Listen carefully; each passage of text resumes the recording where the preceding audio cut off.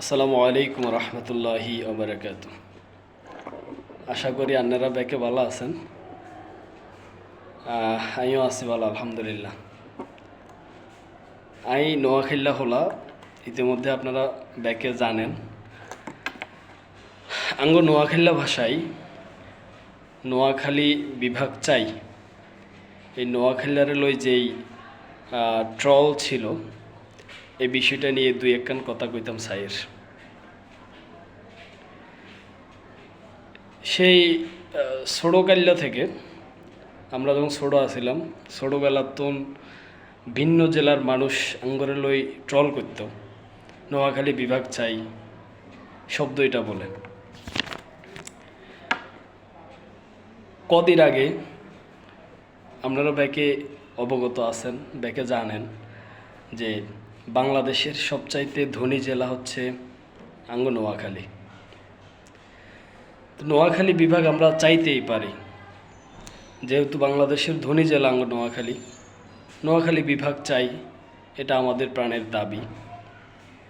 এবং এটা এখন নতুন না, অনেক আগ থেকে এই দাবিটা আমাদের বা আমগো ছিল।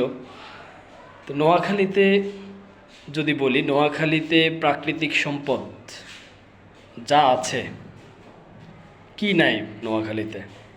আর না বেগিন হাইবেন নোয়াখালীতে।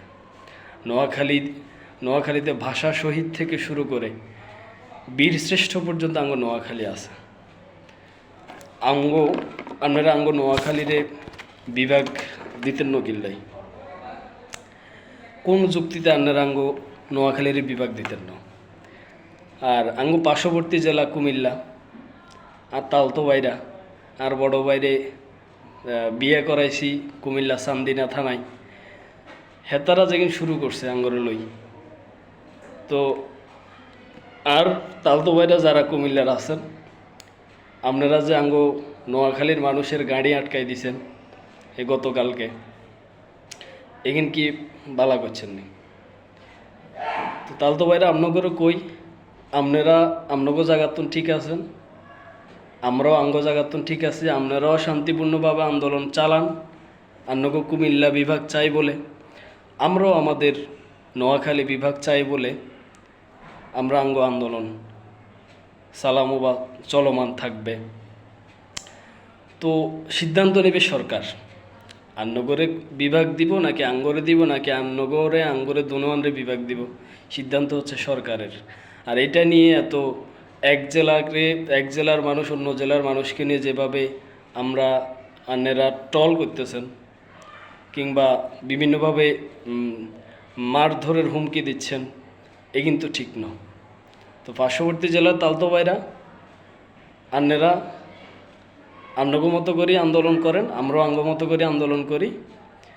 বাকিটা সিদ্ধান্ত নেবে অন্তর্বর্তীকালীন সরকার কিংবা যিনি পরবর্তীতে সরকার হবেন। তো ব্যাকে ভালো থাকবেন। দাবি মোদের একটাই, নোয়াখালী বিভাগ চাই। ধন্যবাদ সবাইকে। আসসালামু আলাইকুম রহমতুল্লাহ।